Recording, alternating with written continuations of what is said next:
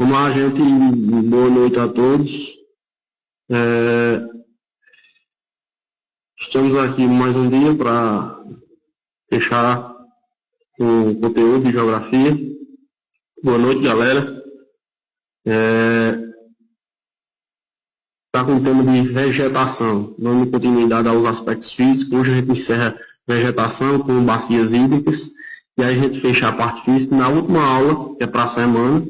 Então nós temos mais 2 aulas. A gente fecha com a parte econômica e a parte demográfica do nosso estado. Lembrando que a parte econômica ela vai abranger vários aspectos e aí a gente vai fazer interação bem bacana. Lembrando que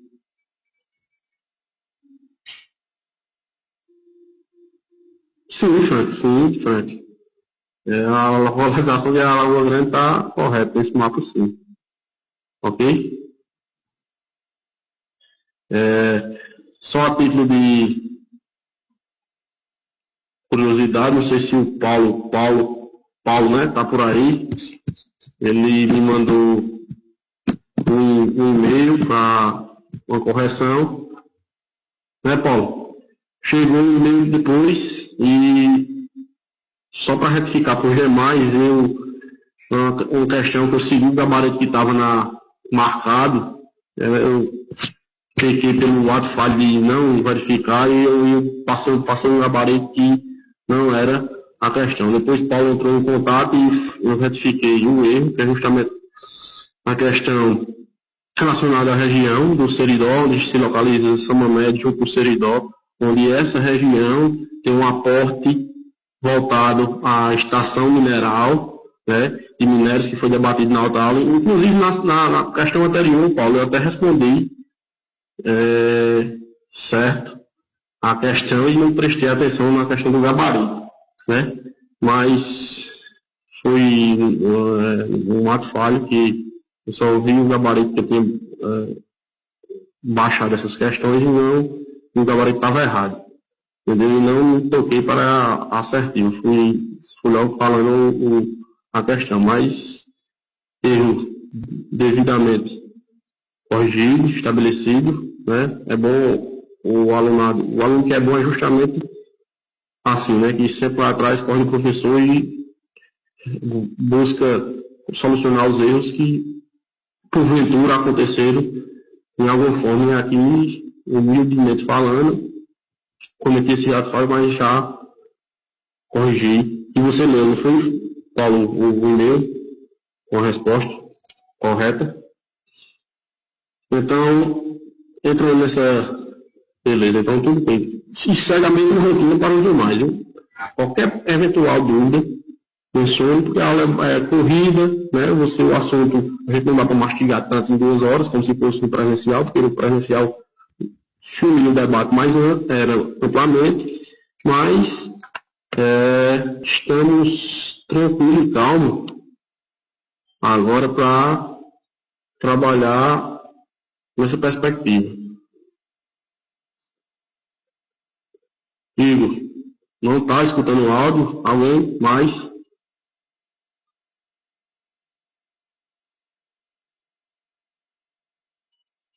Tá tudo ok, galera? Beleza? Então, escuta. Tá tranquilo, né? Então, uma hora tá tranquilo, aí fica a questão da conexão. É sempre assim, essa conexão, às vezes a conexão em casa que gera justamente esse conflito. Então, vamos lá, para empadante aqui do conteúdo e para a gente conseguir vencer essa parte física, né? Como eu disse a vocês, é uma partezinha um pouco chata e essa parte de vegetação ela é bem específica, não abrange um debate, né? Um grande debate, mas a gente vai fazer um debate no final da aula acerca de quando a gente vai debater a questão das bacias hidrográficas e, sobretudo, a questão do São Francisco. Só para deixar a galera atualizada, né? Como eu disse a vocês, a Paraíba está se configurando como um estado que na política acontece tudo, e porque, para quem vem acompanhando o cenário político da Paraíba hoje, aconteceu mais um fator bem considerável, que foi a desistência da candidatura do PMDB, né? O candidato a governador, ainda pré-candidato a governador Veneliano Vital do Rei, né?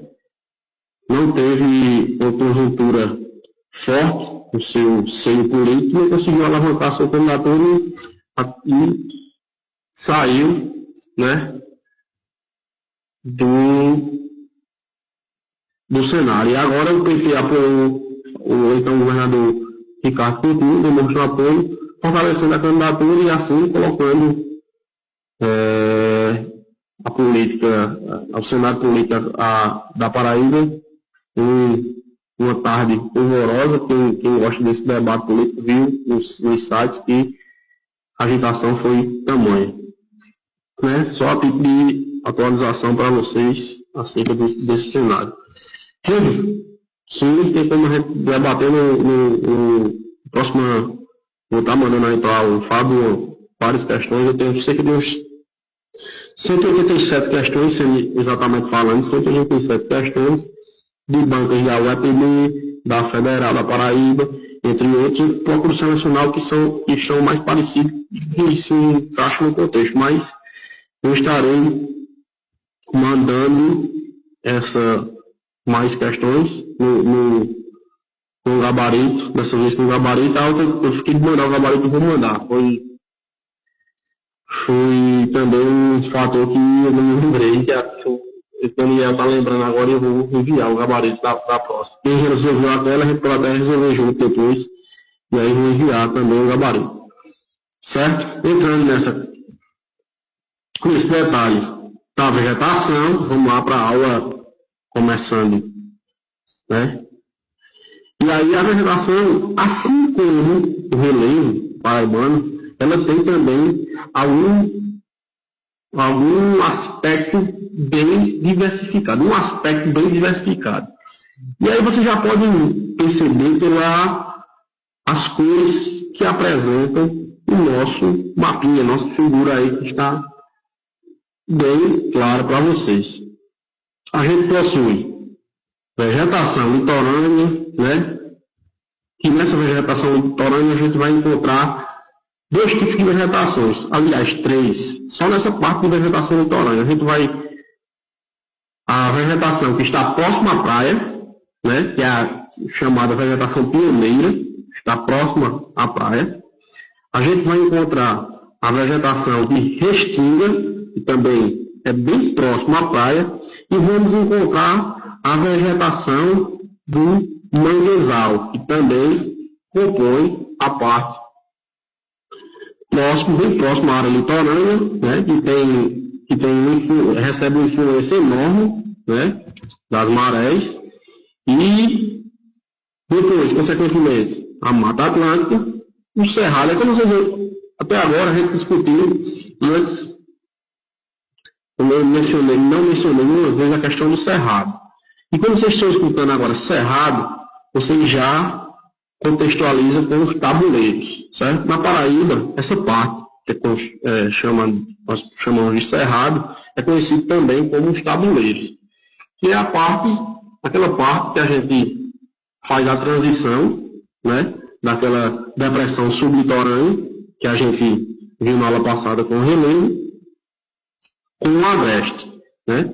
E aí vocês já vão ver a parte do agreste, né?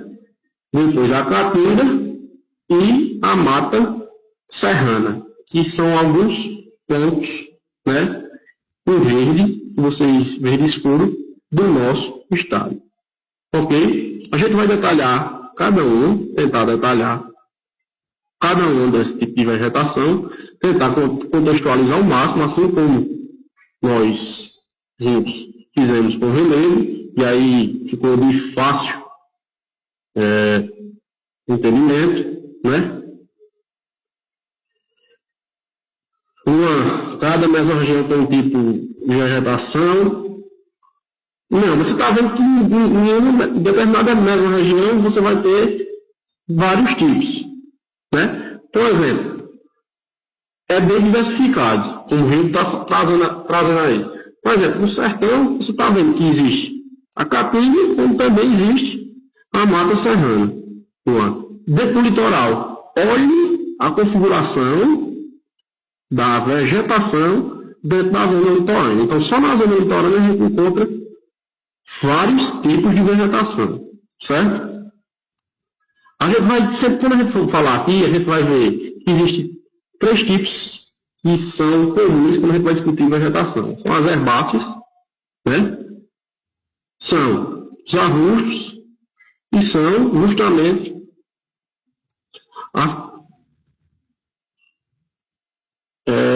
a questão das árvores, né? Que são justamente caatinga, ok?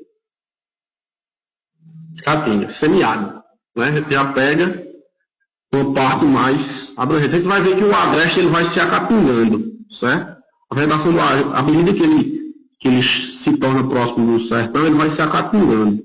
A palavra é justamente essa, acatingando, certo? E na questão das, como eu ia falando, a gente tem os arbustos que são de menor porte, tem as árvores, né? E também tem a herbácea, que são as vegetações rasteiras. Nesse sentido, a gente vai fluindo e vendo que nosso estado da Paraíba, como eu falei para vocês, apresenta uma variedade na vegetação. E aí, Luan, você pode compreender aqui que ela é bem diferenciada, né? A gente vai falar predominante, quando você fala predominante, Luan, você tem que entender o seguinte, que a gente pode falar na porcentagem e em porcentagens. Mas como o Vitor falou anteriormente, a gente tem a diversidade. Eu vou trouxe algumas fotos para ilustrar, porque também faz jus ilustrar esse conteúdo, né?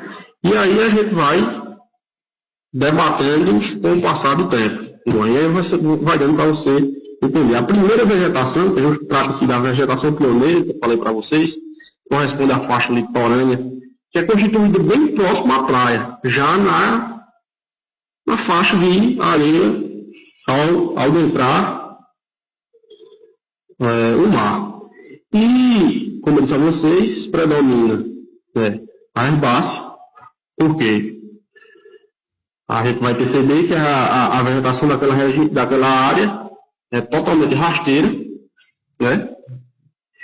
E totalmente adaptada às condições do ambiente, que possui uma salinidade enorme, e aí as plantas precisam de quê? De essa adaptação para poder sobreviver naquela localidade, né? E à medida que você vai se afastando da praia, você vai tendo uma vegetação diferente. Em que sentido? No sentido físico, ou seja, no tamanho, né? Ela vai aumentando o seu porte, certo? E à medida que você se afasta também, o teor de sal e a fertilidade do solo, né? A fertilidade aumenta e o teor de sal diminui. E aí você vai tendo conjunturas de vegetação diferentes. Então, só nessa faixa litorânea você vai ter uma diversidade maior. E no primeiro momento, a gente está discutindo vegetação pioneira, né? Que banha, né? A faixa litorânea, a gente vai se deparar com esse tipo de vegetação aqui, né? E aí, está claro para vocês que tipo de vegetação é este, né? É a vegetação bem rasteira, né? Típica herbácea, que está localizada às margens do mar. Todo mundo compreendeu essa primeira vegetação? Caio Oliveira, restingas. Tem alguns autores que trazem essa vegetação como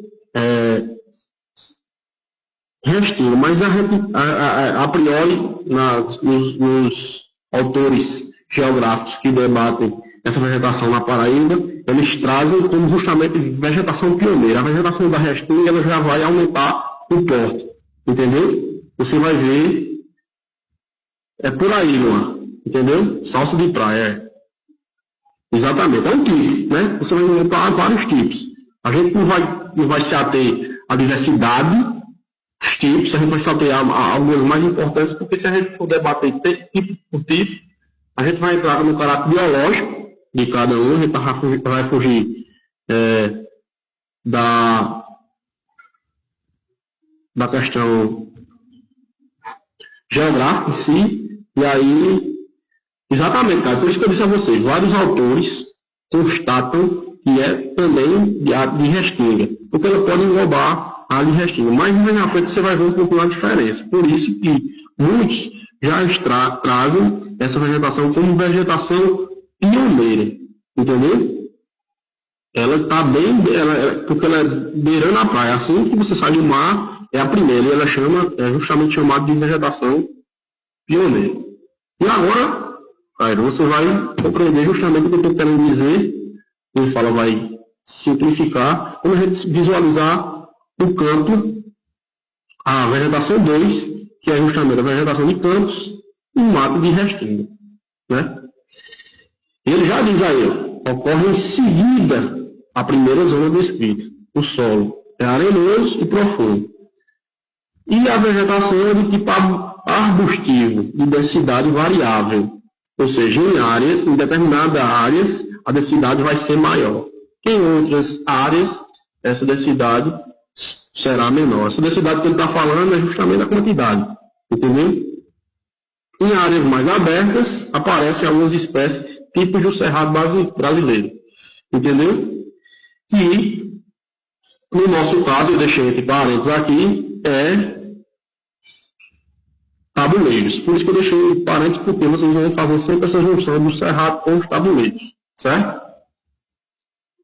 Ó, e a mata de restinga já possui o quê? Um porte médio. Certo? De 10 a 15 metros. Tronco de diâmetros pequenos, copas largas e irregulares. Essa parte aqui, ó, vou estar sempre lendo porque ela é bem específica, certo? Ela é bem específica. Como eu disse a você não vai ter como tergiversar nessa parte. Então a gente vai ter que se atentar para os mínimos detalhes, certo? E as espécies, como eu falei para vocês, que eu vou mencionar, as espécies que são predominantes em cada área. E aí eu vou trazer, na mata de restinga, a gente vai ter a presença de quê? Cajueiro, aroeiro, praia e maçaranduba. No caso da Paraíba, essa região ela vai se localizar em mata de restinga, aonde? No trecho que liga a cidade de João Pessoa a Cabedelo. Lembra do estuário que eu mostrei na aula passada? Eu vou só exemplificar para vocês aqui, na foto.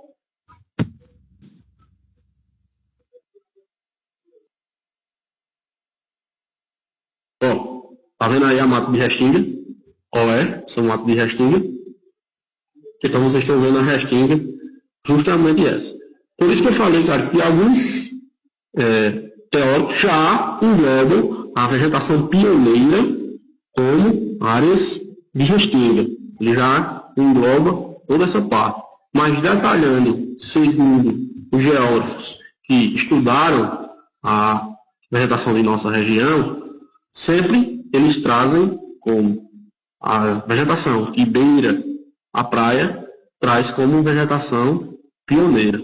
Esse segundo item, a gente já se configura como mata de restinga, que está aí localizado na região de Cabedelo. Essa zona aí que vocês viram é justamente a região de Cabedelo. Aquele encontro que eu mostrei na aula passada do Rio Paraíba com o mar. Beleza? Claro? Então, área de restinga. Então, ó, pensando o seguinte, vamos lá. dentro de uma área curta, Paulo, o mangue estaria já com uma mata de restinga, entendeu? Já é uma variação dentro da mata de restinga, ok? Porque vai ser justamente na presença, no fluxo e no refluxo de quê? Do mar, né? Justamente com o rio que porventura se localizar, né, em determinada área. E aí você vai ter justamente essa configuração do mangue, que é o próximo componente de nossa vegetação. Mas aí a gente vai justamente ver isso aí. E só a título de curiosidade, eu mostrei para vocês essa figura na aula passada, faz parte do estuário de Cabedelo, ligando o Rio Paraíba, né, com o Oceano Atlântico, né? Vocês percebem que é uma diversidade, uma biodiversidade incrível nessa área também, sendo e a água entrando já no mangue, e o mangue serve justamente como um subsídio econômico para as populações ribeirinhas que buscam na coleta de caranguejo e de outros seres o sustento de sua família. Então, os manguezais estão localizados no estuário e expandem-se para o interior da planície, certo? Planície costeira que a gente está discutindo, né? E aí tem a influência marinha, como eu disse a vocês, ó, de fluxo e refluxo da maré, certo? É um ambiente fluxo marinho, porque ele tanto recebe a influência dos rios, que porventura estejam localizados, e do mar. Salinidade elevada por conta da presença dos mares, né? E o solo estável.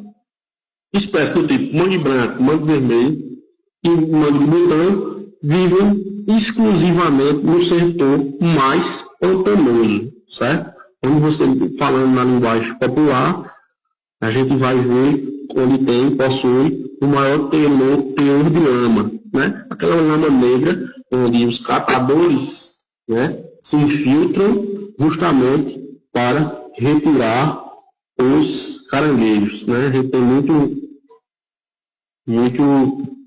é muito comum a gente perceber esse tipo de vegetação. Passando para a gente mostrar com a foto, a gente vai ver aí justamente o tipo de mangue, né? A vegetação ela vai ser um pouco, em determinadas áreas ela vai ser na mesma linha, e aí já respondendo da atual, né? Da restinga, você vai ter árvores de maior porte, 10 a 15 metros. A densidade vai também variar, certo? Só que o que vai determinar a questão dos manguezais vai ser justamente a conjuntura do rio com o mar, o fluxo e o refluxo marinho, e também as áreas de pântano, que vai assim configurar os manguezais. Ok? Então, nesse um curto espaço de apenas alguns quilômetros, a gente percebe uma vegetação diferente. Apesar de ela ter caráter similar, apesar dela dialogar, dela possuir aquela simbiose, e aí para esse tipo de conteúdo, a simbiose ela é bem interativa, que é justamente a interação, né, dos agentes que compõem essa paisagem, e aí, mas mesmo assim você percebe que existe uma diferença entre esse tipo de vegetações e os módulos, os atlas, os livros que debatem esse assunto sempre trazem restinga, manguezais e a vegetação pioneira. Ok? Passando, firme, a gente vai ter a mata úmida, que corresponde a dois tipos de mata, né? Que é justamente a mata atlântica e a mata de brejo. Eu fiz questão de trazer essa nomenclatura de mata úmida, porque em alguns módulos de alguns cursinhos que eu tenho visto por aí, a gente só vê eles falando da Mata Atlântica, né? E eu fiz questão de colocar nesse slide justamente os dois tipos da mata úmida, que corresponde à Mata Atlântica e à mata de brejo. Na aula passada eu falei para vocês de areia, da região de areia, que possui a mata de paus ferros. É justamente um tipo, né, de mata de brejo. Mas antes de entrar na mata de brejo, a gente vai configurar a mata atlântica. Eu estou fazendo a progressão, certo? Leste-oeste. Toda vez que a gente está discutindo a questão física, quando a gente está falando da questão da Paraíba, você gosta de trabalhar em uma linha leste-oeste. Seja relevo, seja a vegetação, ou seja a bacia hidrográfica que a gente vai ver no próximo momento, né? Agora. Só que você percebeu que a diversidade dela vão se encaixando, é um quebra-cabeça, né? Você vai sair da vegetação pioneira, vai entrar na restinga possui manguezal. Após essa configuração, você vai ter o quê? A chegada da Mata Atlântica, né? Que é justamente a mata úmida. Posterior, você vai ter outros tipos, e esses outros tipos a gente vai estar encaixando e formando esse quebra-cabeça que a gente viu no mapa anterior. Então, a gente vai seguindo, né, o nosso traçado. Imagine você, quem conhece a Paraíba, gosta de seguir. Imagine você que você está pegando carona, você está entrando no carro agora, né, e está visualizando essa paisagem, começando na BR-230, no quilômetro zero, em Cabedelo, e cortando toda a Paraíba até chegar no sertão. Então você vai se deparar com N tipos de vegetação, e muitas vezes você se depara com essa vegetação e não tem noção da configuração dela, né? Então, a Mata Atlântica é mais famosa. Por que a Mata Atlântica é mais famosa dentro dessa linha? Porque foi a próxima já é o Cerrado, que é a questão dos tabuleiros, né? E a Mata Atlântica, ela tem justamente essa fama maior devido ao seu processo histórico, né? Processo de ocupação colonial, de exploração, do momento de exploração das madeiras nobres, e aí você já vê, ó, dentro do texto que traz o slide, a gente está vendo aí, ó, corresponde por florestas costeiras, né, em toda a costa brasileira, né, e ela encontra-se descaracterizada pela multissecular utilização como fonte econômica, né, ou seja, o desmatamento. É de uma formação densa, sobre verde, de árvores altas, mais de 30 metros, e de troncos com diâmetros consideráveis, apresentando várias espécies, como louro, visgueiro, sucupira, pau-brasil, pau-barco amarelo, todas essas. Algumas dessas espécies eram justamente utilizadas na confecção de móveis e de barcos, na época da colônia, certo? Isto fez com que a nossa mata ganhasse um perfil totalmente descaracterizado da sua formação original. E aí, quando você se depara só com vestígios, como ocorre hoje em dia, você percebe que a degradação foi intensa.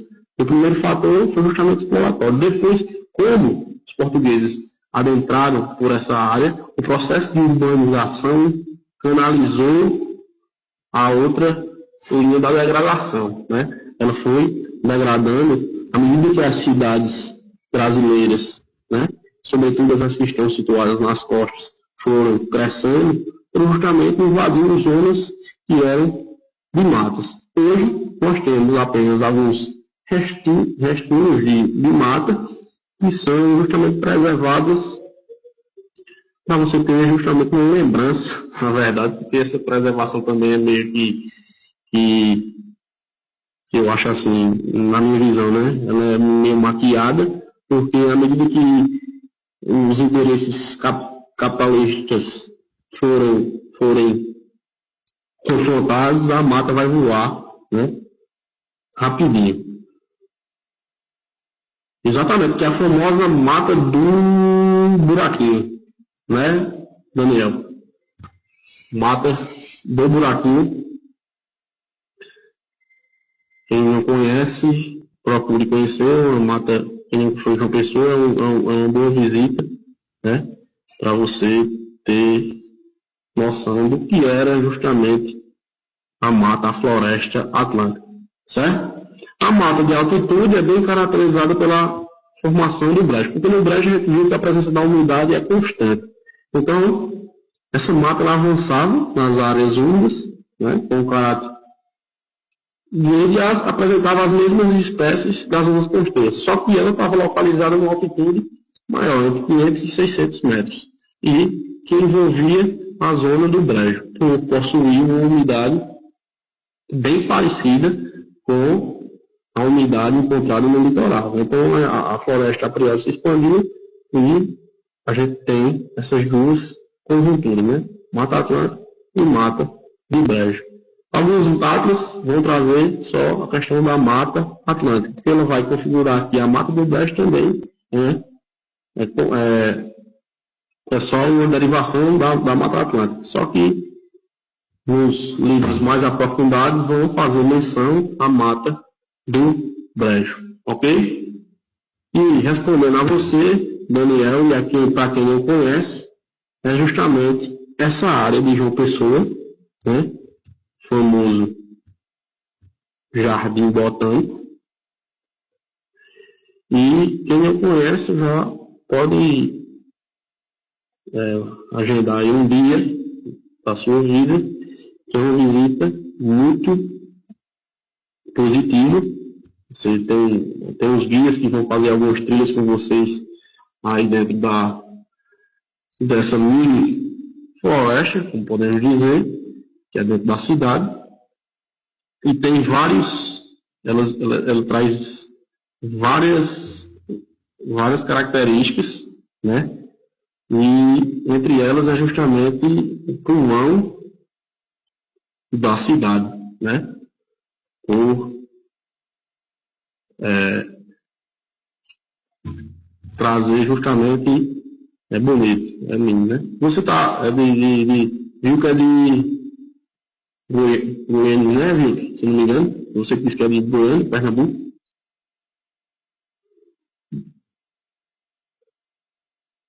Tudo isso é Jardim Botânico. Se você perceber aí, ó, Vinícius, é Abreu Lima. Goiânia é pau. Confundi. Vinícius, se você perceber aí, essa parte aí, ó, vai sair, se eu não me engano, não sou muito conhecedor de João Pessoa não, mas próximo à universidade, você vai ter aí, próximo à universidade, né? Federal, e subindo, aqui você vai outro A, deixa eu me enganar, falhou a memória, né? Subindo na universidade, você vai direto, tem a universidade que vai passar na BR-230 e vai passar ao lado, e do lado, aqui subindo, onde é a entrada do Jardim Botânico mesmo, se não me engano é a torre, né? É a torre. Mas Maceió, tá, também é muito bonito. Certo? Então, se configura como resquício da nossa Mata Atlântica na área urbana de João Pessoa. Por isso que eu mencionei o seguinte. Você vê que a configuração urbana, ó, pode perceber, né? A rede urbana ela tomou conta de quase toda a área da Mata Atlântica. A priori, essa é a área de Jardim Botânico, mas eu sempre coloco isso em questão. À medida que um dia for preciso construir algo aí, e o negócio for muito lucrativo, eu tenho certeza que os nossos queridos políticos criarão medidas para justamente tentar desmatar uma área como essa. Quem é aí de João Pessoa,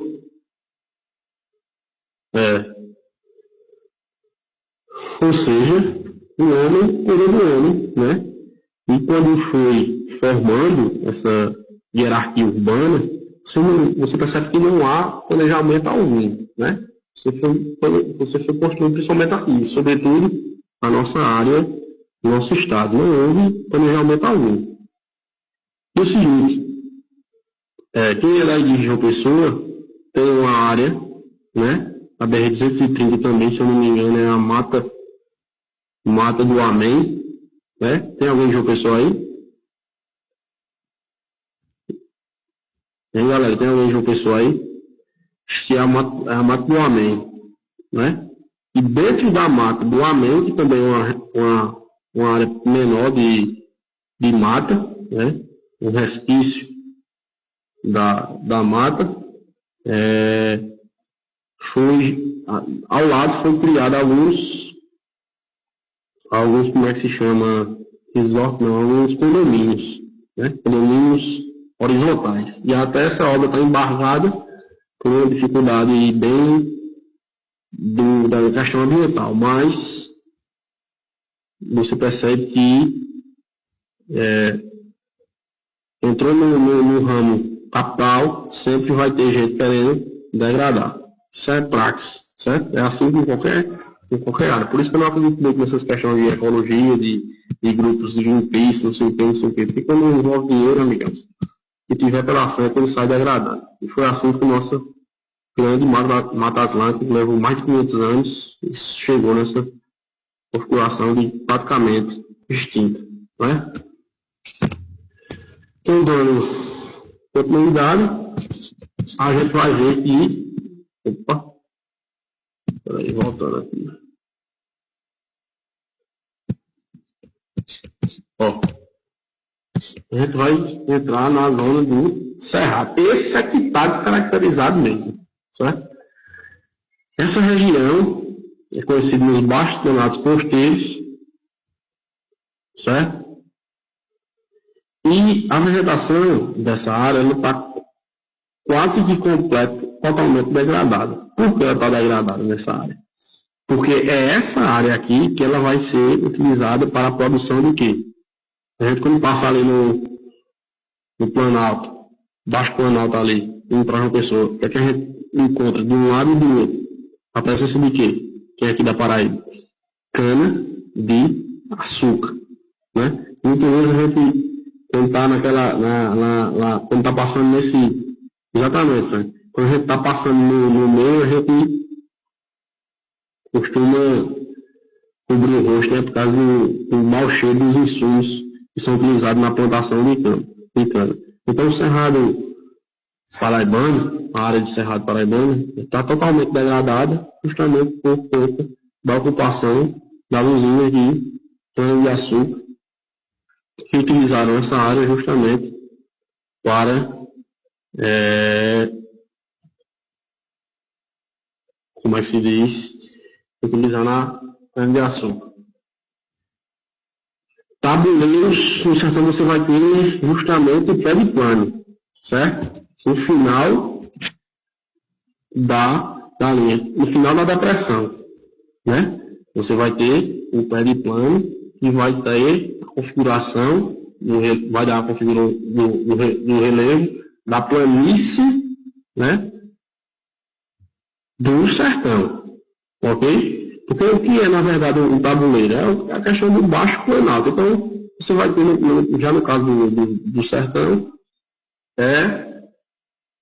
você vai ter a depressão, e no final da depressão você vai ter o pé de plano. Ok, senhor? O tabuleiro é justamente isso, um baixo planalto. Então, essa zona que você passar aí na BR-230, cortando, vai ser justamente essa daí, essa configuração que vocês vão perceber. Aqui já é nova a nossa formação, por isso que eu digo nossa, porque eu sou daqui dessa região do Agreste, né? Compartimento da Borborema. essa região é conhecida como uma região de transição, zona de transição. Quando eu terminar essas áreas, de mencionar cada tipo de vegetação, a gente vai rodar para o mapa. Vou fazer o retorno ao mapa para a gente só discutir bem direitinho.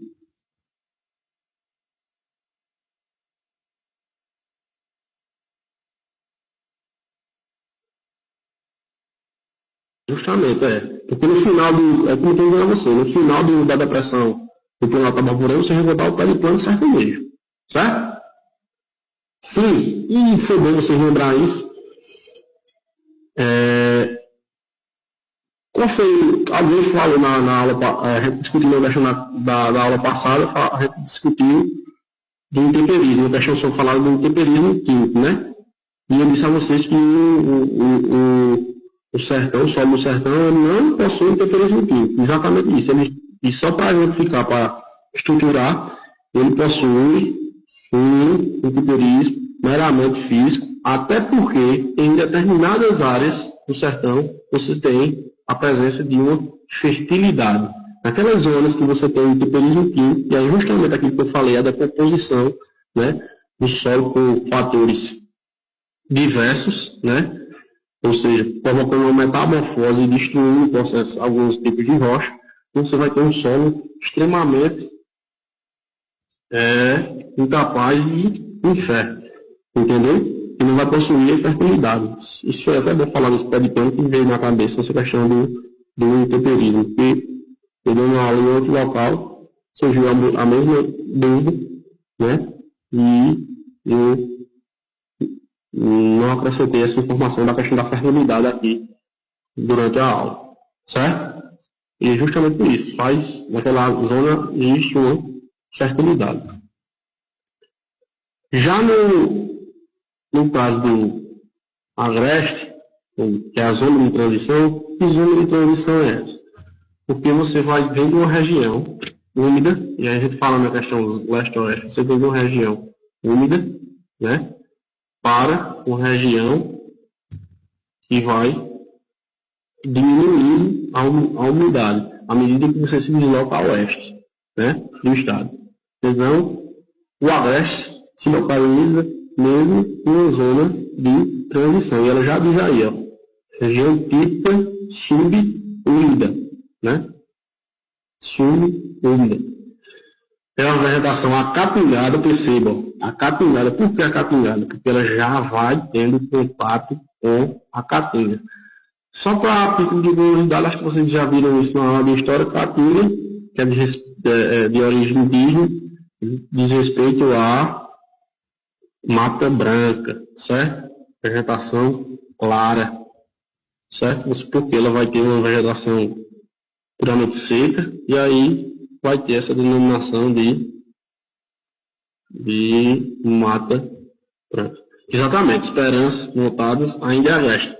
Por mais que muitos afirmem, e aí leigos, na verdade, afirmem que esperança já faz parte do brejo, certo? E aí você vai ter esperança, notadas, pocinhos, Porciúnã, Remígio, Fagundes, Queimadas, Areal, Campina Grande, certo?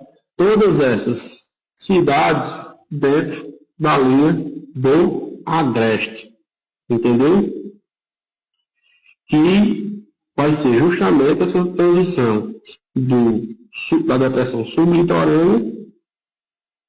Você vai sair da zona sublitorânea, vai chegar ao agreste, vai se deparar com esses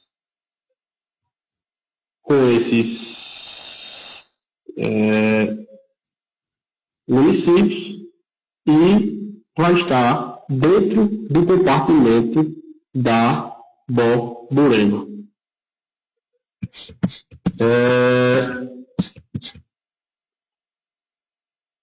Caio, significa. Eu tenho a expressão clara dela. Eu tenho assim, a científica, né? Mas por aí você tira. Eu ia dizer assim, de um porte maior, certo? O arbusto de um porte maior, ou seja, você já vai ter uma configuração bem maior das aves. É por aí, Luan, certo? Cientificamente, no termo biológico, eu não tenho cientificamente, mas aí a gente pesquisa na próxima aula. Mas eu costumo dizer que é de uma redação de um porte maior, cara. Entendeu? Como você está vendo aí. Você vai ter, né, os arbustos de porte maior e de quê? De caule lenhoso, certo? E aí, quais são esses aí, ó? Juazeiro, mulungu, mandacaru, barriguda, né? E também, e aí, como vocês estão vendo aí, a ocorrência de cactáceos, que é justamente a presença de cactos. Outro fator que vocês vão perceber mais na frente. Você vai ver que o agreste ele vai ter uma área próxima, uma redação típica próximo à região sublitorânea e outra próximo à caatinga. Perceba que é o seguinte, lembra quando a gente resolveu aquela questão que eu disse que à medida que você avança, né, na região do agreste, a vegetação ela vai se tornando mais acatingada. Ok? Então, Cairo, ficou entendido aí? Uma vegetação mais, como é que eu posso dizer, ou maior com os arbustos de tronco lenhoso, de troncos lenhosos e de maior porte. A gente vai ter também a presença de um umbuzeiro, do famoso umbuzeiro, que dá o fruto do umbu, que também faz parte desse tipo de vegetação. Beleza? Passando. Aí a zona de transição a gente já entra dentro da caatinga, que é a parte maior, ou seja, do tipo de vegetação maior do nosso estado, certo? A caatinga tem justamente esse tipo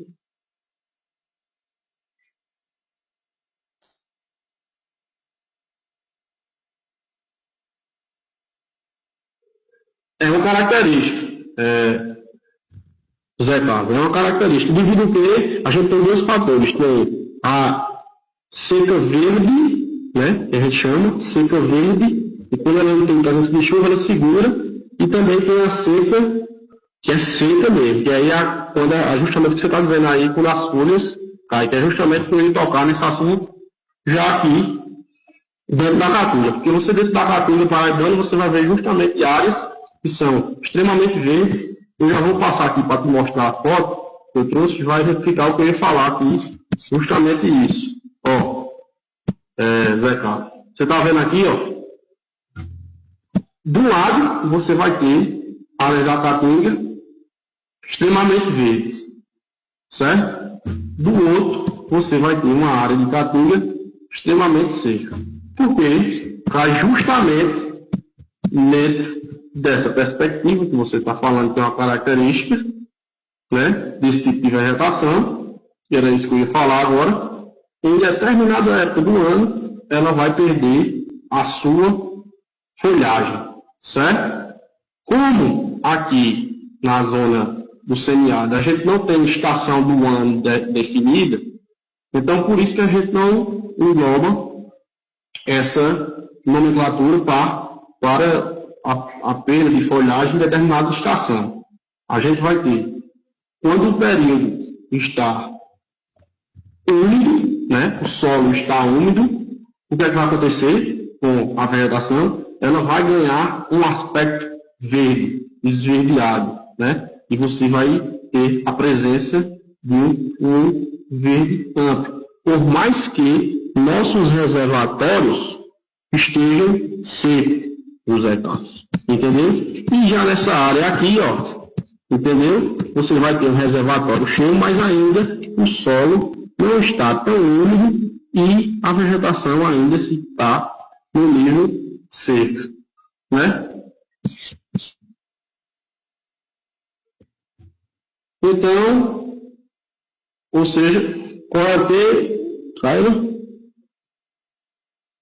É justamente o que a gente estava falando da Mata Atlântica, né? Que ela é latifoliada, né? Ou seja, ela é perene. Então ela não perde nenhum momento dentro de qualquer estação. Ela vai ser latifoliada e ela vai ser também chamada de perenófila, né? Porque ela tem essa nomenclatura perenófila, porque ela continua perene em determinadas épocas do ano. Entendeu essa diferença das duas aí? Latifoliada, perenófila e a nossa do agresta em áreas que vai perder justamente a folhagem. Ok? Entendeu? Eu trouxe justamente essas duas fotos para vocês terem essa noção de que vai perder a folhagem não. Por mais que depois ela, como ele disse aí, como o José falou aí, ela vai recuperar essa folhagem depois. À medida que chove, né? Por mais que a chuva dure um período menor, e o solo já adquiriu umidade, as folhas retornam. E aí você tem um aspecto verde, e muitos teóricos, em livros que vocês poderão estar aumentando o conhecimento de vocês vão encontrar a nomenclatura de seca verde, né? Porque você está andando nos campos de capim e você está vendo todo verde. Mas a presença de água não vai estar configurada, né? E aqui do lado você vai ter essas duas diferenças, de uma para outra. Só voltando aqui para a gente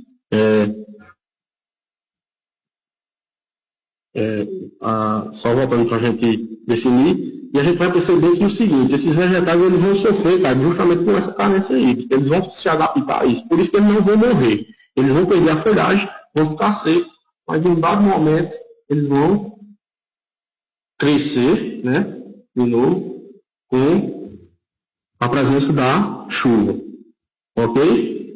E aí, como a chuva, é por isso que eu digo a estação, quando você trabalha os termos científicos, né, você trabalha, ele diz, em determinada estação do ano. Só que, tem um detalhe aí, chuva não está ligada à estação do ano. Ela pode chover tanto no verão, como pode chover no inverno. O que vai determinar a presença da folhagem na caatinga é justamente o quê?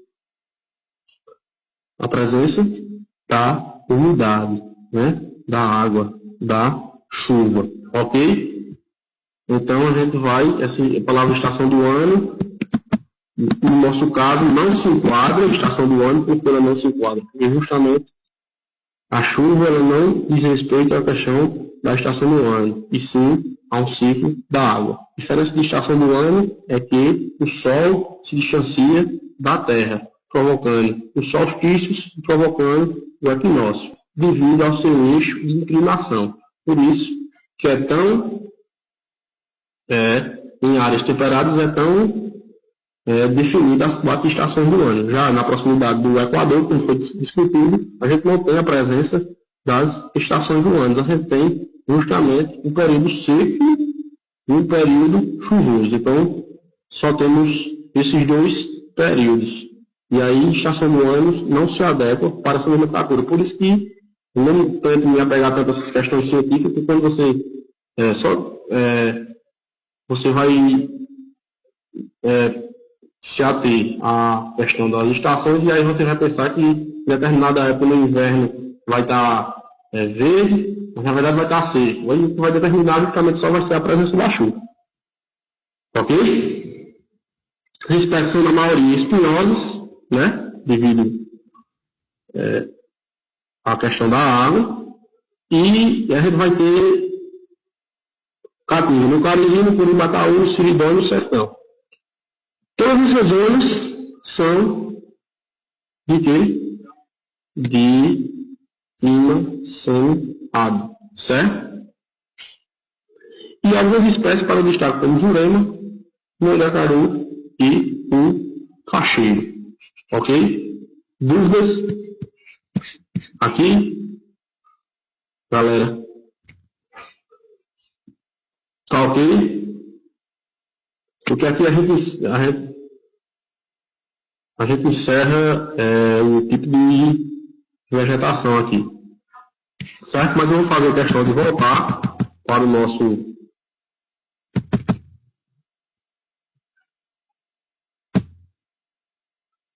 mapinha.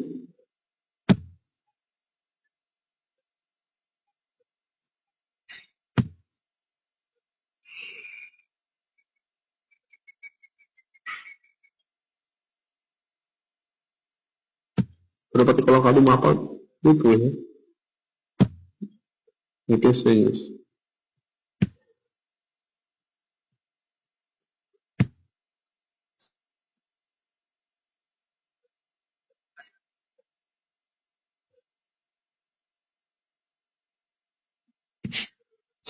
Beleza, Fábio, beleza.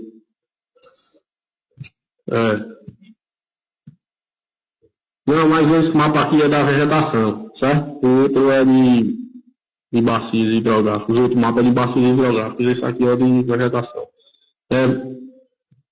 Regime faltou o Mata Serrana, a gente vai encerrar com o Mata Serrana. Só que vou mostrar aqui para vocês o seguinte.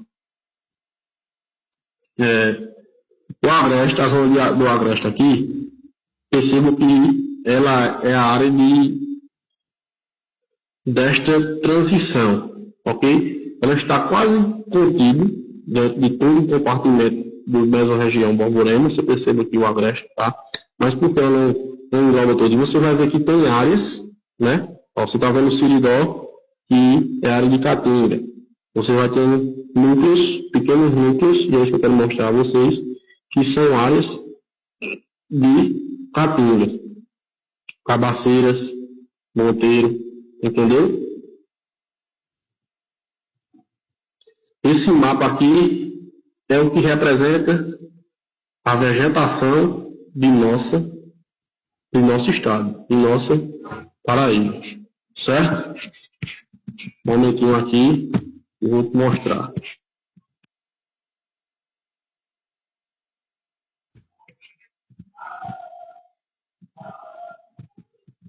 A Serra de Teixeira a gente vai ver que é uma mata serrana. Certo? A zona que eu estou falando aqui do entorno do Agreste, ela vai vir nessa faixa amarela aqui, ó, mais escura, certo? E dentro do Agreste, você vai perceber núcleos de Caatinga, como por exemplo, este aqui, ó, núcleo de Caatinga, aqui, ó, um pequeno núcleo de Caatinga, estão vendo? Cabaceiras aqui, núcleo de Caatinga, certo? O Seridó aqui, ó, um núcleo de Caatinga, pequeno núcleo de Caatinga. E assim como também dentro da região do Agreste, da grande parte da região do Agreste, a gente vai ter núcleos de mata serrana. Ó. Vocês estão vendo aqui, ó, mata serrana aqui, uma mata serrana aqui, mata serrana, e a gente vai chegar mais na frente. O que eu quero dizer com isso? Responder a pergunta que Luan fez. Você percebe que dentro de uma mesorregião, a gente está falando da mesorregião Borborema, engloba o Agreste, né? Caatinga, por mais que a predominância seja Agreste, mas a gente encontra Caatinga, a gente encontra mata serrana, entendeu? E isso faz com que a gente busque essa diversidade, ok? Essa grande diversidade. Perfeito? Aí, matou aí? Pronto. Estuda.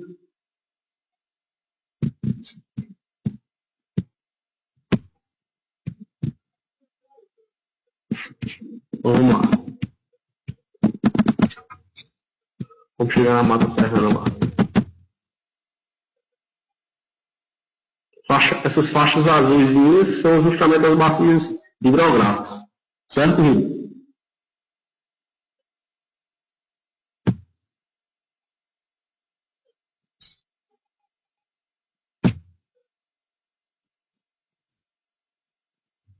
Mata serrana, né? Boa. Sim. E da altitude, a gente vai ver agora a mata serrana. Certo? A mata serrana ela vai se caracterizar justamente devido à serra, né? Presença de uma altitude. E a altitude ela vai mudar a configuração do clima, certo? A gente lembra que eu falei que a altitude ela influencia no clima, certo? Na aula passada. E é justamente isso que a gente vai ver agora. Deixa eu passar a borracha aqui que não saiu.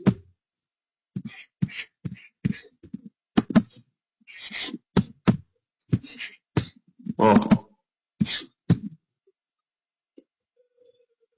Quando a altitude é capaz de modificar o clima, que eu estava falando agora, diminuindo a temperatura e aumentando a umidade atmosférica, ou seja, a presença e a porção de ar dentro da massa atmosférica. E aí, dentro do quadro geral de cenaridez, estabelece uma formação do tipo árvore. A gente está falando de árvores, são árvores maiores, ok? Por isso que fala de mata, já justamente com configuração, né, arbórea, né, e vai trazer o quê? Configuração de árvores aproximadamente de 20 metros, certo? E aí, 15 a 20 metros. E aí a gente vai ver que é justamente a espécie que eu estava falando a você, Caio, que é justamente uma espécie que não cai a folhagem, perennifolia. Por quê? Porque é um tipo de árvore que ela não vai perder a folhagem, ela vai estar extremamente verde, entendeu? Tipo da mata. Entendeu, Jamil? Ok? E ocorre nas CEP. Você viu, quando eu mostrei na configuração passada, eu mostrei, Jamil, dois tipos de configuração da vegetação. Um tipo verde e outro tipo que seca. O que acontece? Essa mata que você está vendo aí, cerrada, ela se chama perene por quê? Ah, beleza. Mas mesmo assim, ó, vamos entender o seguinte. Ela é perene por quê? Por que ela é perene? Ó. Beleza. Mas vamos lá, vou sintetizar para vocês. Porque em todas determinadas, seja período chuvoso ou período seco, você vai ver essa mata verde. Por isso que ela tem essa configuração de perennifolia, certo?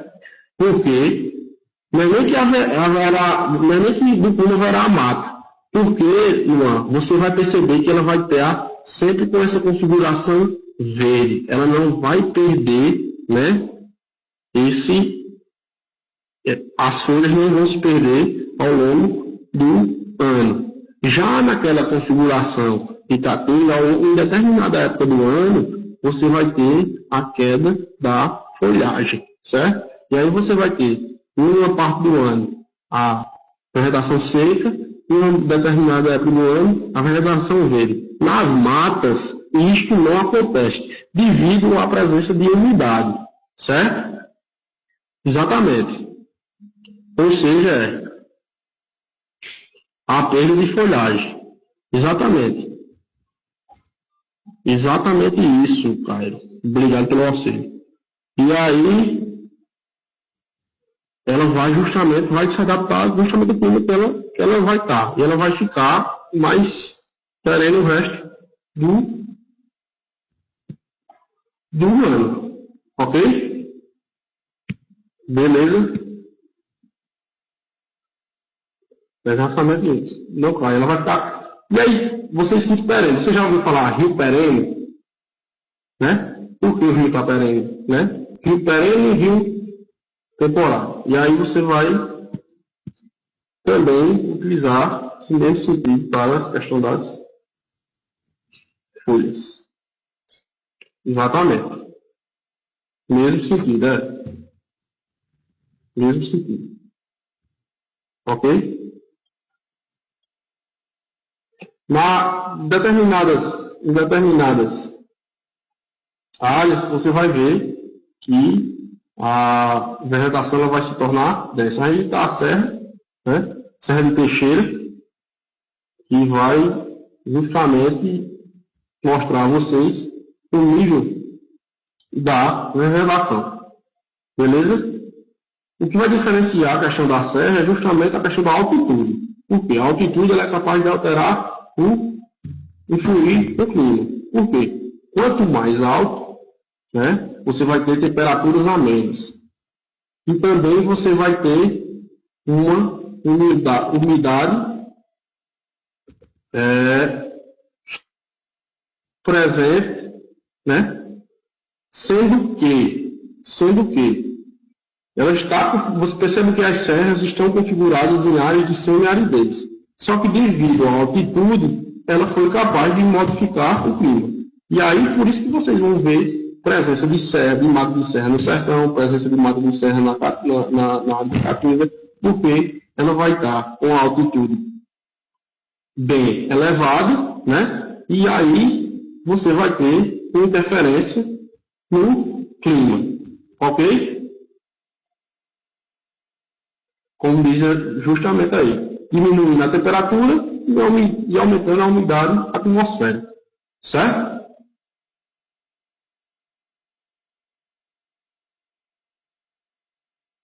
Montoreb, Dona Inês, Serra de Teixeira são das principais. E a vegetação apresenta algumas espécies da mata úmida e também elementos arbóreos da flora da Caatinga. Fechado?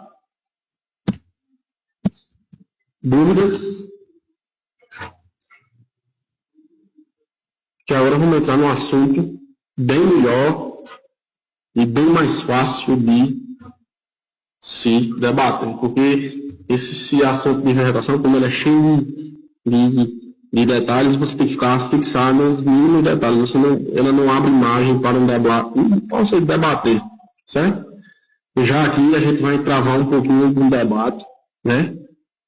Porque faz parte justamente das questões dos recursos hídricos do nosso estado. A gente sabe que o nosso estado está, a sua maior parte do nosso estado está localizado em uma região extremamente seca, de índices pluviométricos baixos, né? Apesar de que a gente tem uma bacia hídrica larga, né? Grande, né? Até em dado momento extensa, mas não temos gerenciamento adequado para utilizar nossos recursos hídricos. Fica claro, né? Olhando para o nosso mapinha de bacias hídricas, ok? Que a gente tem uma rede hidrográfica até certo ponto considerável, só que o gerenciamento não traz nenhuma solução adequada para o problema de seca. Eu vou trazer esse mapa aqui para vocês antes de começar, que ele representa justamente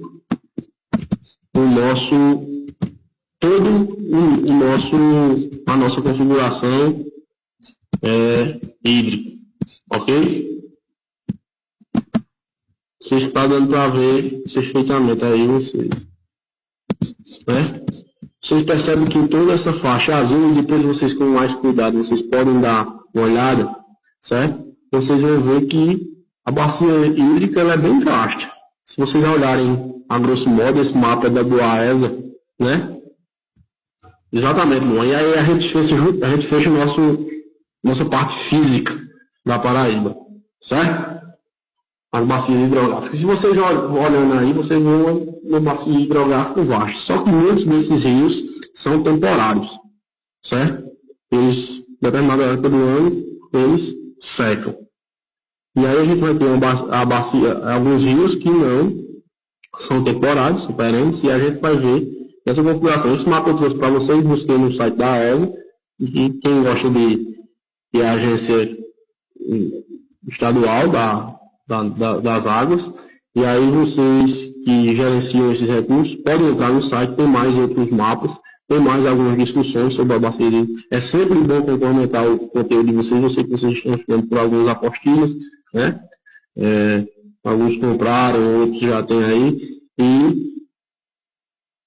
Mas, justamente, é a agência reguladora das nossas águas. E aí, você já pode complementar com esses sites aí. Esse site da ESA é um site extremamente importante para a gente manter o conhecimento bem apurado. Ok? E aí, vocês vendo rapidamente, você já consegue perceber que a malha hídrica do nosso estado ela é vasta, né? Mas vamos conhecer ela bem detalhada agora.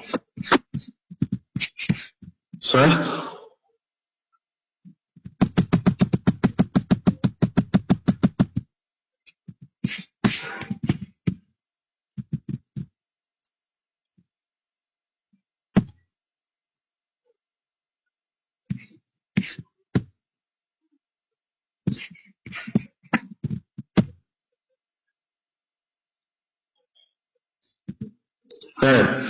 A maioria dos nossos rios ele vai nascer em serras, certo?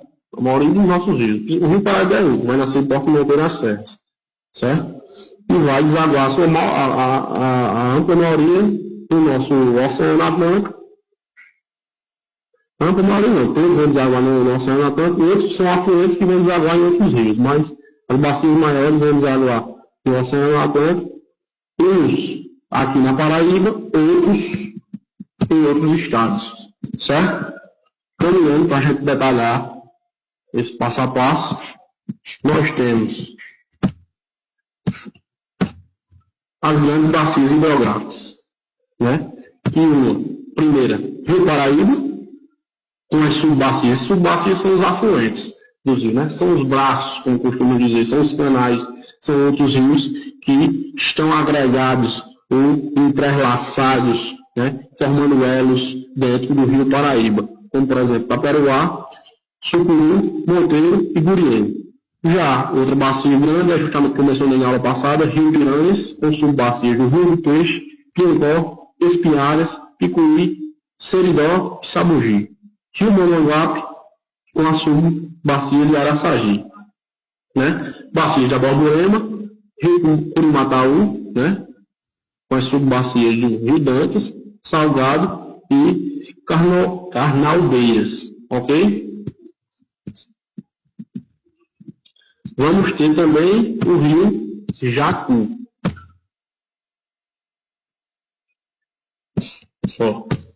Já as bacias do litoral,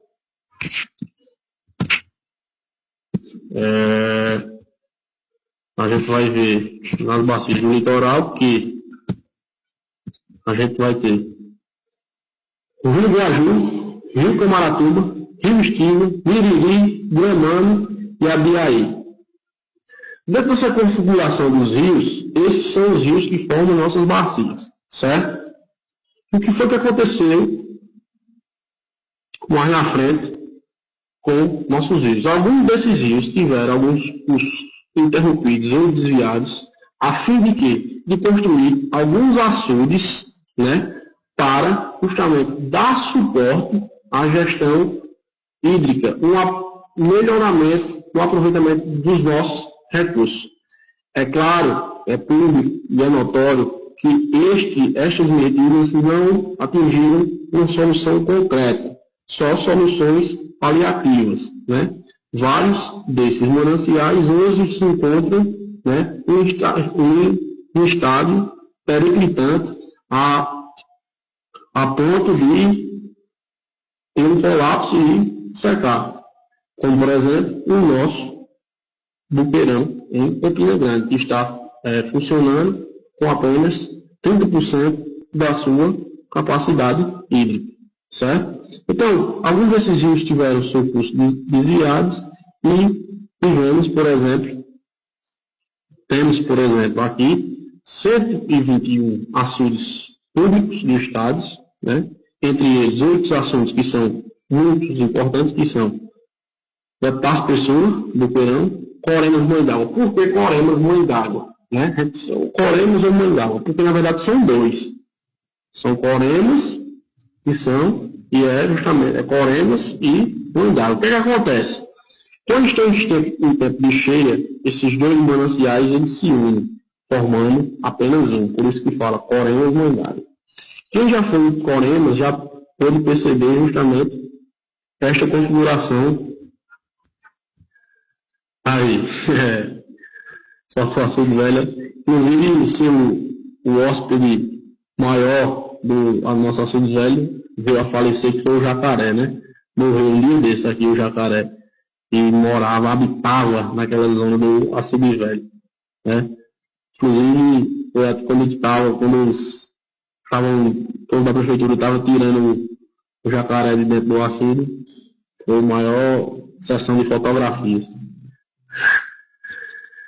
E aí o corém d'água é justamente essa corém d'água é justamente isso. São dois açudes, quando eles recebem a carga máxima, se unem, né, e formam apenas um. Temos o Diamante, do Conde, que abastece a área de João Pessoa, né? Engenheiro Alves, Cajazeiras, São Gonçalo e Souza, Lagoa do Arroz também em Cajazeiras, Acauã e Itatuba, né? Exatamente, Rafael, você comigo, né? E Capoeira de Santa Terezinha. São esses assuntos da Paraíba. A gente tem um entrave que eu trouxe mais na frente, eu vou mostrar a vocês a questão do problema da transposição, problema não, da solução da transposição do Rio São Francisco, né, que vai justamente trazer uma redenção para a nossa sociedade como um todo, né? E aí, para a solução para essas chuvas irregulares encontradas em várias áreas do nosso estado foi a construção de barragens, certo? E as construções de barragens dentro dos rios serviam justamente para os períodos de seca se tornar mais ameno. Outro viés que é encontrado dentro da nossa sociedade aqui paraibana é a construção de cisternas, né? Só que as cisternas ela tem justamente um grande debate, um grande entrave, né? Por quê?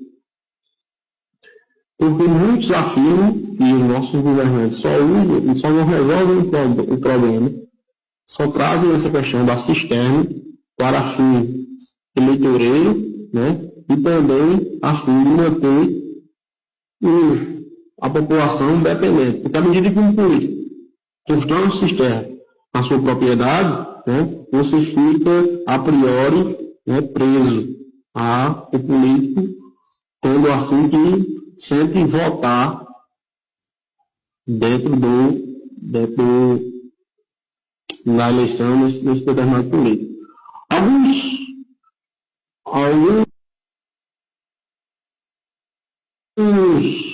como é que eu posso dizer, equipamentos foram construídos e até algumas agências ou departamentos, como o próprio DENOX, foram estabelecidos para debater nosso problema da seca, que o DENOX era justamente isso, trazer em pauta a questão do problema da seca. Era justamente o Departamento Nacional de Obras contra as Secas, né?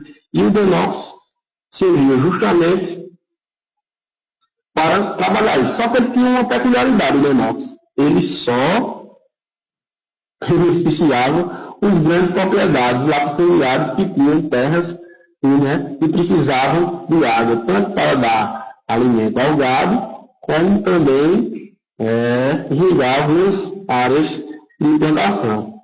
Então, durante algumas secas prolongadas, como por exemplo 1958, 1966, 1970, Isso mostrou o quanto nós somos frágeis, né, quando o assunto é uma seca prolongada.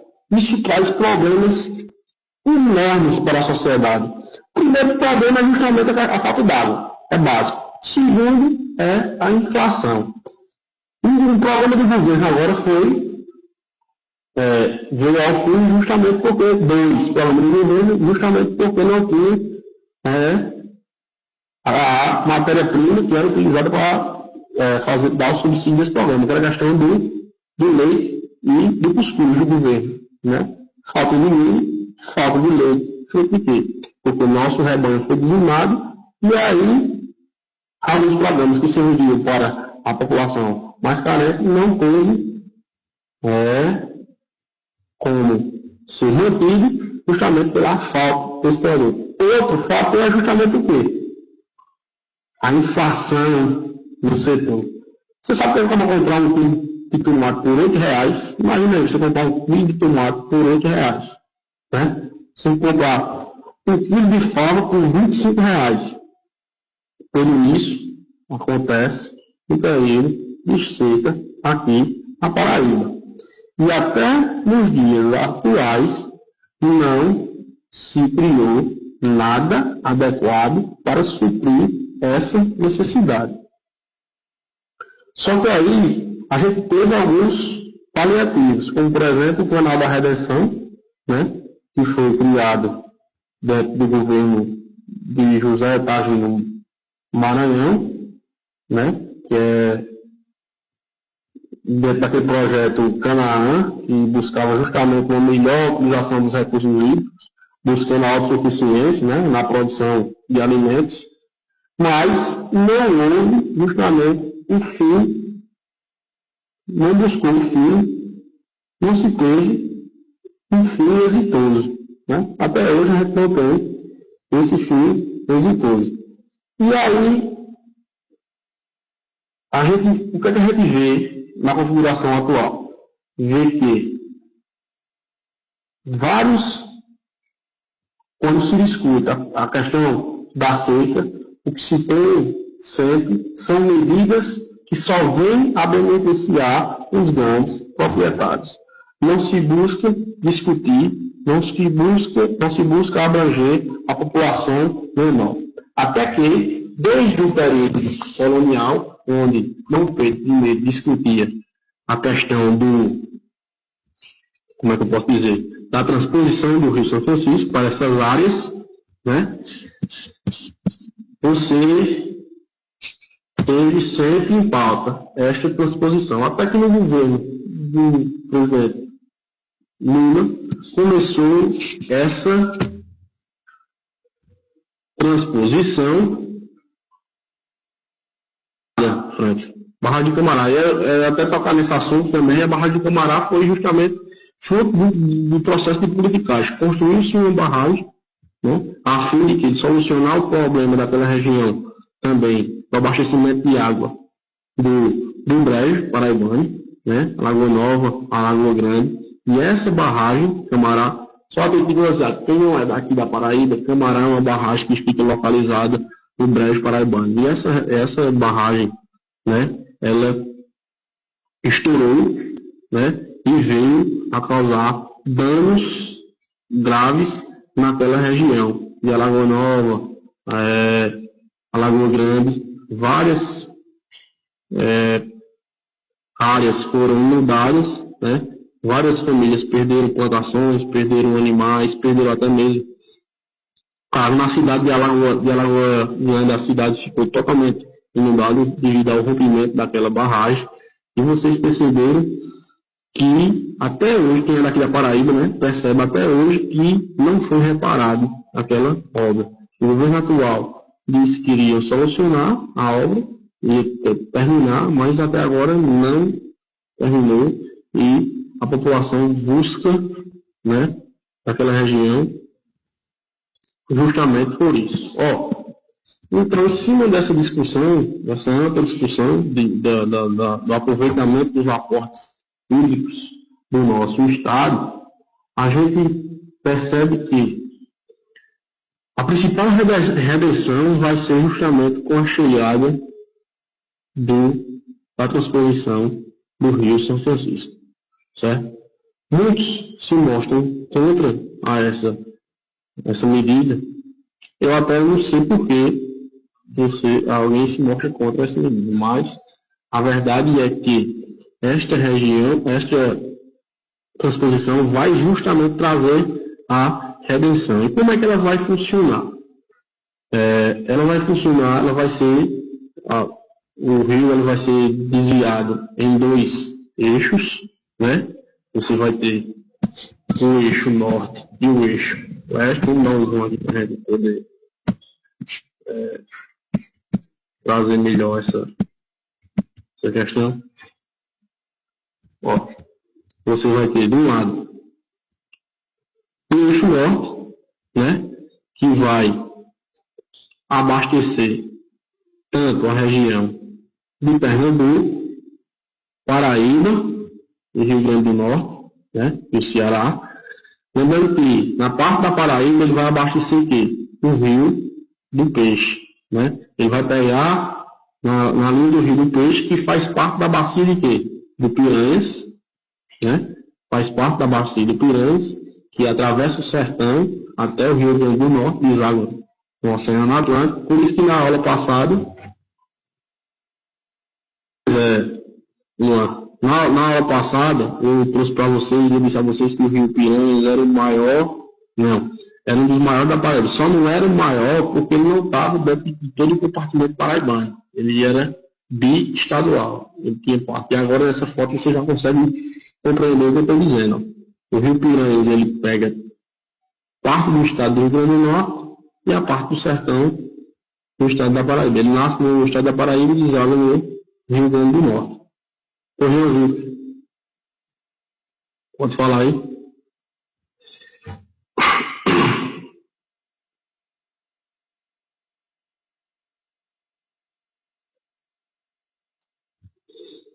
E aí o seguinte, pode falar, quando tiver a sua pergunta, pare e responda, certo? É isso que eu estou mostrando aí, ó.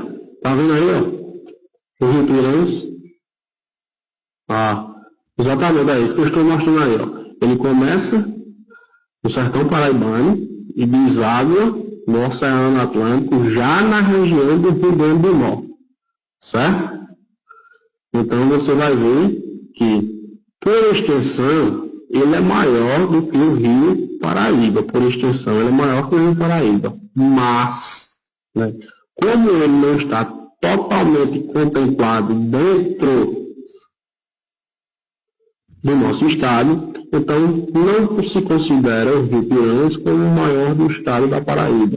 E sim o Rio Paraíba, que, como vocês podem ver, nasce na região de Monteiro e vai até o nosso litoral, naquela parte de cabedelo do estuário, onde a gente viu, onde ele deságua, no encontro do mar. Ok? Só um minutinho aqui para vocês, beber um gole de água. Por favor.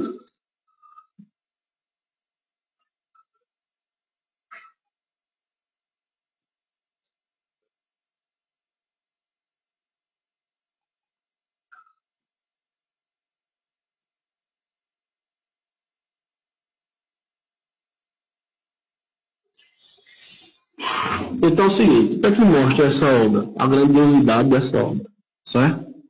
A pior, ela vai trazer justamente um benefício concreto. Por quê? A partir do momento que ela vai abastecer o Rio Paraíba, né, no seu eixo leste, o Rio Paraíba ele vai estar abastecendo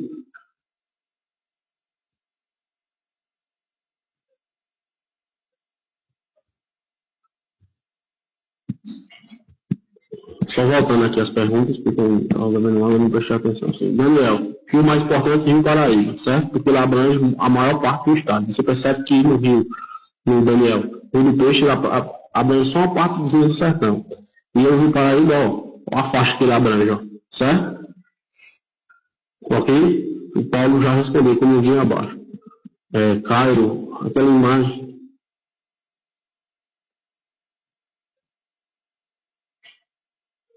a mata serrana ela vai ter várias partes na mata serrana.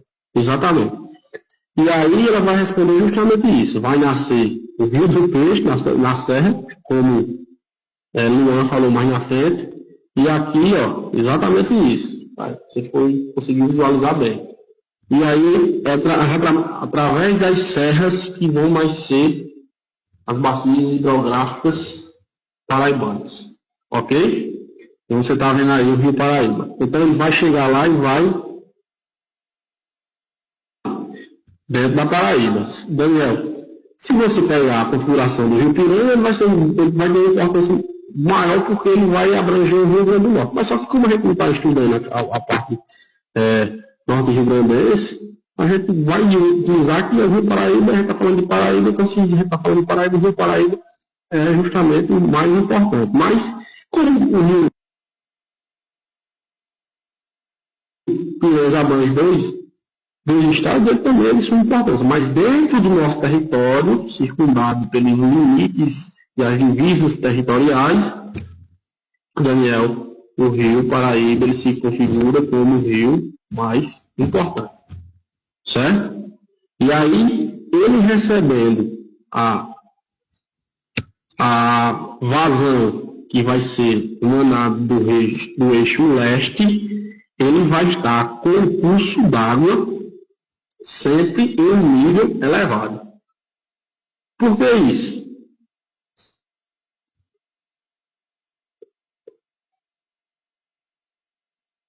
Não compreendi, não. Vou trocar a tua pergunta, Luan. Refaz ela aí, por favor. Ó, por que isso? Porque no momento, os níveis de água do Rio Paraíba estão extremamente baixos, certo? Baixos. E ele não consegue abastecer os açudes ou as barragens que dele faz parte.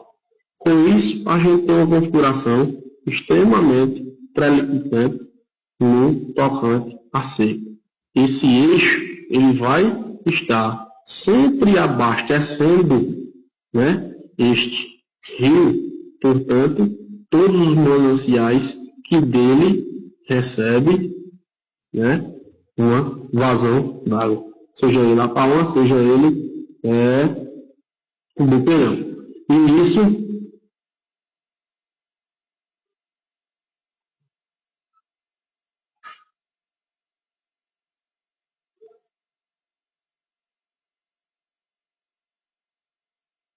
não, ele vai formar sempre os estuários ali, né?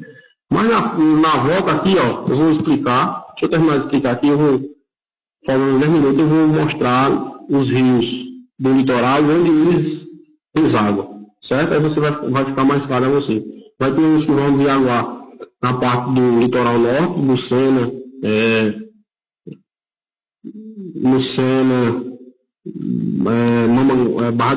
Baía da Traição, certo? E vai ter outros que vão desaguar justamente na parte sul, que é justamente Conde, naquela região do Conde. Ok? Eu vou te mostrar rio por rio.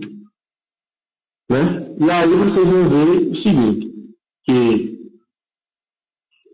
ó, e aí vai mostrar o seguinte, ó, para vocês. Ele vai mostrar o seguinte, que sempre que as comportas foram abertas e os canais foram abastecidos, todo o rio vai receber e vai comportar um nível alto de água. Por quê? Porque Buqueirão, falando do caso de Buqueirão aqui na região do compartimento da Balmorena, que abastece cerca de 700 mil pessoas, né? Por aí, ele vai funcionar sempre em carga máxima, com a chegada do eixo leste. Assim também na região do Rio do Peixe, que vai abastecer os mananciais e as barragens que ali implicam. Ok? Fica claro que essa obra, por mais que alguns afirmem que ela tem um caráter eleitoreiro, né, ela vem justamente para suprir nossa necessidade. Quem está aqui na Paraíba, no presente momento, sabe o quanto é duro viver em épocas de seca. A gente agora aqui, quem está em Campina Grande, a gente já faz um dia que está tendo aquela chuvazinha, aquela neblina direto. Mas esse tipo de chuva não tem a capacidade, como dizem os matutos, de juntar água, né? Essas chuvas que justamente têm a função de juntar água, elas sempre acabam chegando nos meses de janeiro a março, né? E esse período foi extremamente seco na nossa região. Então já vai 3 anos seguidos que nós enfrentamos essa seca prolongada, né? Um debate travado no momento foi a questão como sustentar uma agricultura familiar em períodos extremamente de seca. O palco do semiárido ensinou, outra dica para vocês, visitem o site do INSA, Instituto Nacional do Semiárido, que é localizado na cidade de Campina Grande. INSA, certo? INSA, Instituto Nacional do Semiárido. Esse site traz artigos riquíssimos, traz eixos de debate riquíssimos, traz uma profundidade bem grande para quem está fazendo qualquer tipo de estudo sobre a Paraíba, né? Seja ele qual for a finalidade, traz um enriquecimento enorme. E dentro desse instituto se debateu nos dias atuais, foi tema até de um concurso, a questão da agricultura familiar, né? A projeção da agricultura familiar em tempos de seca, em tempos, né, de períodos de longas estiagens. E o centro do debate foi justamente a questão do gerenciamento, do planejamento. Quem é aqui da região do Cariri, paraibano, São João do Cariri, sabe muito bem que naquela localidade é uma localidade extremamente seca, voltada só, basicamente, para a criação de caprina. Se a gente for ver a parte econômica, a gente vai enfatizar. Só que, à medida que se estuda, à medida que se desenvolve e que se planeja, né, você desenvolve novas técnicas. E aí, dentro de uma comunidade extremamente seca, como é o sítio Uruçu, pode pesquisar também, sítio Uruçu, na comunidade de São João do Cariri, você vai ter uma comunidade que desenvolveu técnicas apropriadas para produzir alface, pimenta, espirulina, em região extremamente seca. E aí como, professor? Só que desenvolveram com outras técnicas, como por exemplo, hidroponia, que é uma técnica japonesa que se utiliza pequenos esponjas de insumos, onde a horta fica suspensa, né? E dentro de uma área suspensa, ela fica projetada uma canalização que ela vai passando pequenas quantidades de água com alguns insumos, e aí ela vai crescendo dentro de uma pequena esponja cheia de nutrientes. Isso é um fator que mostra quando você quer produzir, basta um planejamento. Só que, na verdade, os entraves políticos, né, que norteiam nossa Paraíba, faz com que ainda tenhamos períodos extremamente desagradáveis como este. Vocês percebem o seguinte: se eu falar aqui, água é prosperidade, muitos vão dizer, é prosperidade. Aí eu pergunto, então por que no norte brasileiro, aquela região do Macapá, do Acre, né, tem um dos piores níveis de IDH do Brasil, de índice de desenvolvimento humano do Brasil? Eles estão com uma bacia hídrica, a maior bacia hídrica do mundo, está passando na porta deles. E por que o IDH deles é tão baixo, comparado aqui com o nosso do semiárido?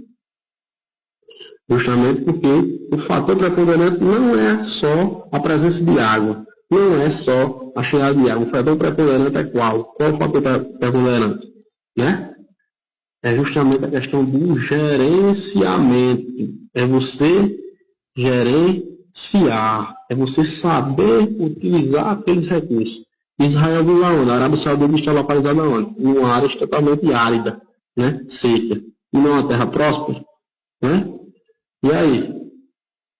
Justamente isso. O problema central dos recursos hídricos, seja na Paraíba, seja na parte do semiárido, tem justamente ênfase na parte do planejamento. Durante anos e anos se discutiu experiências e mais experiências se acumularam durante os séculos, né, no combate à seca. Açudes foram criados, manejo de água foi direcionado, né, necessidade de ter terra irrigada, necessidade de buscar um abastecimento para a criação animal. Tudo isso foi sempre a tônica do estado da Paraíba. Só que nossa conclusão é bem simples, né? Sem que haja, né, uma política que combate direto as estruturas fundiárias, ou seja, os grandes proprietários, a grande classe, a gente não vai ter nossa configuração hídrica reformulada. Sempre vai cair nos entraves pessoais de quem? De quem tem o poder na mão, certo? Então, se a força não emergir do povo, né, para o povo, a gente vai ter o quê? Sempre nossos direitos esbarrados naqueles que têm todo o aporte estrutural do nosso, que domina a nossa conjuntura. E aí a miséria vai ser sempre parte do sertanejo. Por isso que nas músicas de Gonzaga, de Marinês, quando retratam, né, nossa sociedade, sempre faz menção da fome, da migração, que o nordestino saiu, tem que deixar seu chão em busca de melhores dias no sul.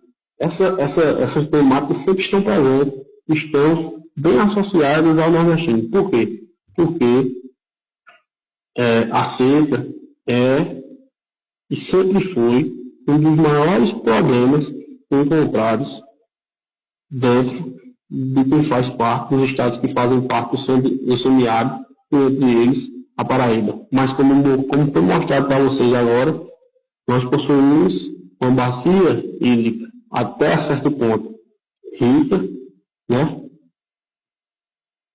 Só que falta gerenciamento, falta controle, falta um melhor, como é que eu posso dizer assim, manejo voltado para a classe pobre.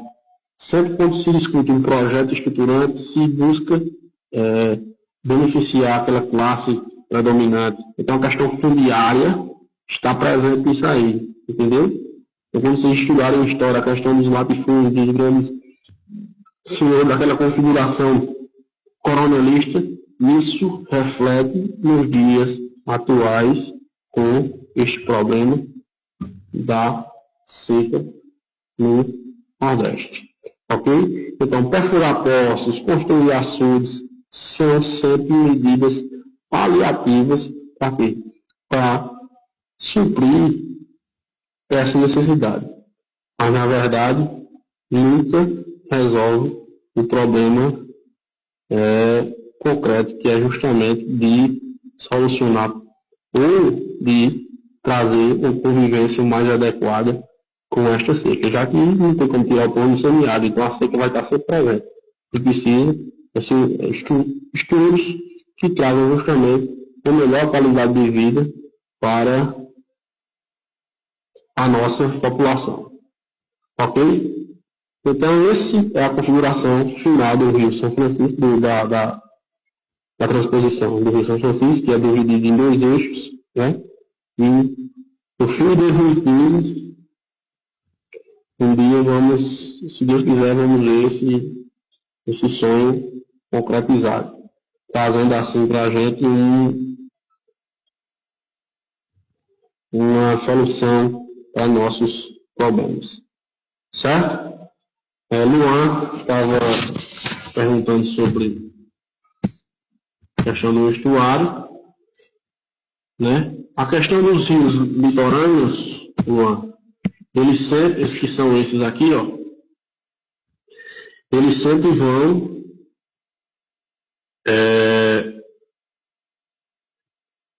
alcançar a zona atlântica na configuração, como eu disse a você, de estuário, né? Formando um importante estuário, ok? Alguns desses rios, né, eles não desagam nas mesmas regiões, nas mesmas áreas, né?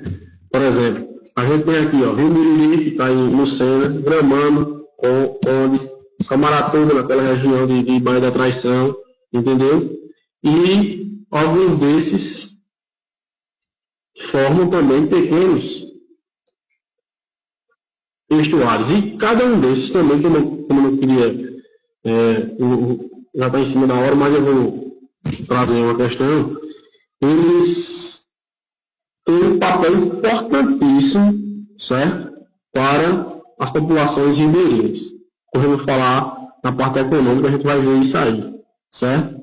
Ele não é só fornecedor de água para as populações ribeirinhas, mas ele é fornecedor de pesca, né? De peixes,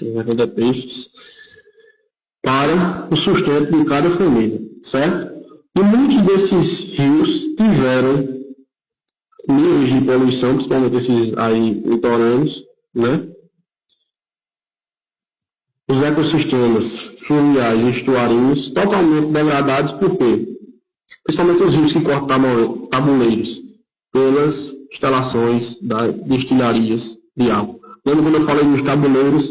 Lembra quando eu falei quando a presença de cana-de-açúcar? A instalação daquelas usinas trouxeram também consequências severas para os rios que cortavam aqueles tabuleiros, certo? Então os rios estuarinos trouxeram justamente uma poluição, fazendo com que a população ribeirinha sofresse a longo prazo com a falta de algum tipo de diversidade naquela localidade. Gente, dúvidas sobre esse conteúdo aí? Então aqui a gente encerra justamente a parte física da Paraíba, certo? A gente estudou climatologia, questão do clima, né? A gente estudou questão do nosso celeiro, solo, a gente estudou questão da nossa vegetação e a nossa bacia hídrica e a utilização dos nossos recursos hídricos, como funciona a utilização dos nossos recursos hídricos, né? A gente fecha o conjunto da parte física. É importante que vocês, a minha fala só é o início aqui, vocês não podem visualizar o fim, né? E aí vocês têm que buscar sempre mais e mais e mais informações, porque é isto que vai fazer a diferença dentro do seu percurso, certo? Então vocês aumentem a carga de estudo quando chegar agora no mês de julho, que é a próxima prova, né? A prova vai ser de dia 27 de julho. Quem sabe dizer aí a data correta da prova, surgiu na memória aqui. 27 de julho, né?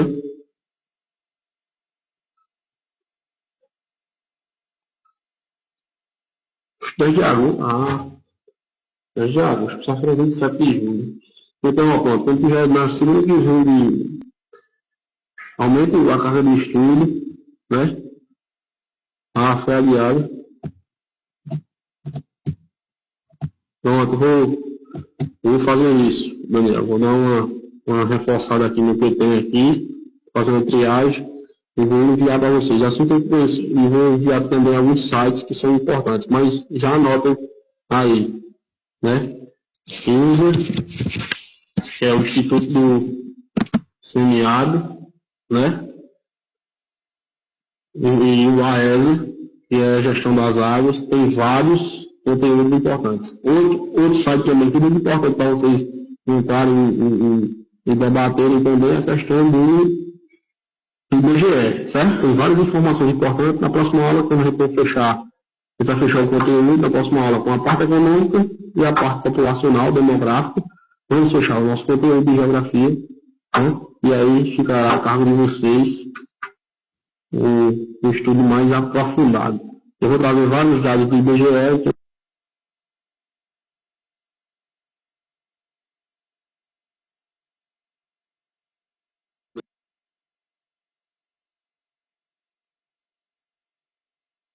que já dá uma vista nos sites do IBGE, já tem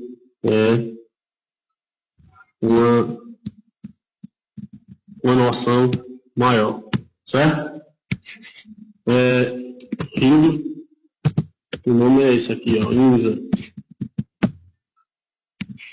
certo? Que é o Instituto do Semiárido. E o outro é a ESA, né?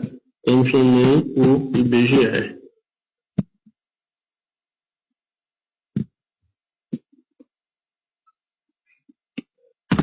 IBGE.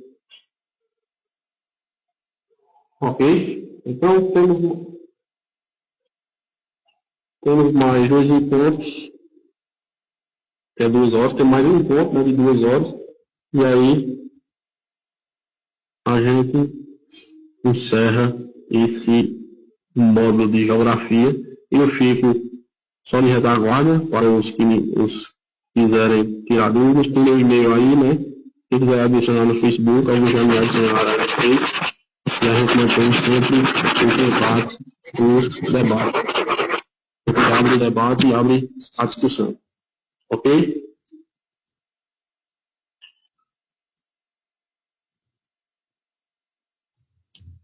Beleza. Podemos também passar o link para resolver só questões, né? O conteúdo se vence.